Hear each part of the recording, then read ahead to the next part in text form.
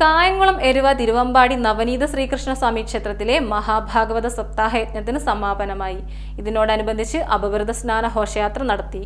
കായംകുളം എരുവ കിഴക്ക് തിരുവമ്പാടി നവനീത ശ്രീകൃഷ്ണസ്വാമി ക്ഷേത്രത്തിലെ മഹാഭാഗവത സപ്താഹ യജ്ഞത്തിന് സമാപനമായി. യജ്ഞത്തിന് സമാപനം കുറിച്ചുകൊണ്ട് അവവൃത സ്നാന ഘോഷയാത്ര നടന്നു.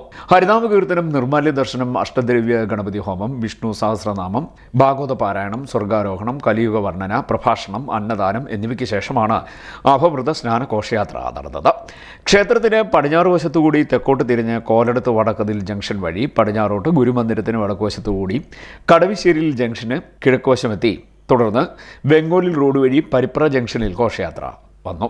ഇതിനുശേഷം കിഴക്കോട്ട് നല്ലോട്ടിൽ ക്ഷേത്രം, പെരിങ്ങാല മഹാദേവ ക്ഷേത്രം, തിരുവമ്പാടി ജംഗ്ഷൻ വഴി ക്ഷേത്രകുളത്തിലെ അവൃത സ്നാനത്തിനു ശേഷം യജ്ഞവേദിയിൽ ഘോഷയാത്ര എത്തി.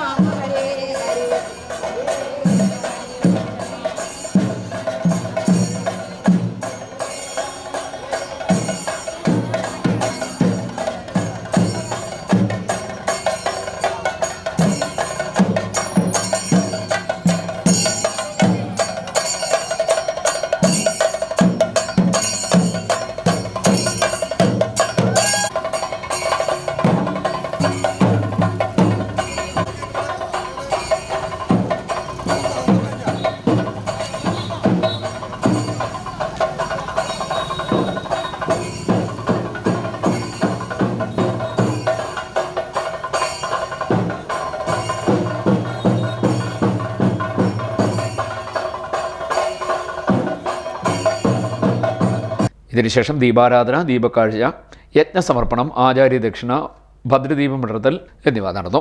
ചടങ്ങുകൾക്ക് ക്ഷേത്രതന്ത്രി കിഴക്കേ പുല്ലാമഴി ഇല്ലം സുബ്രഹ്മണ്യൻ നമ്പൂതിരി, ക്ഷേത്ര മേൽശാന്തി വെല്ലമ്പാടി ഇല്ലം വാസുദേവൻ നമ്പൂതിരി, യജ്ഞാചാര്യൻ രാധേശ്യാം മധു മുണ്ടക്കയം എന്നിവർ മുഖ്യ കാർമ്മികത്വം വഹിച്ചു.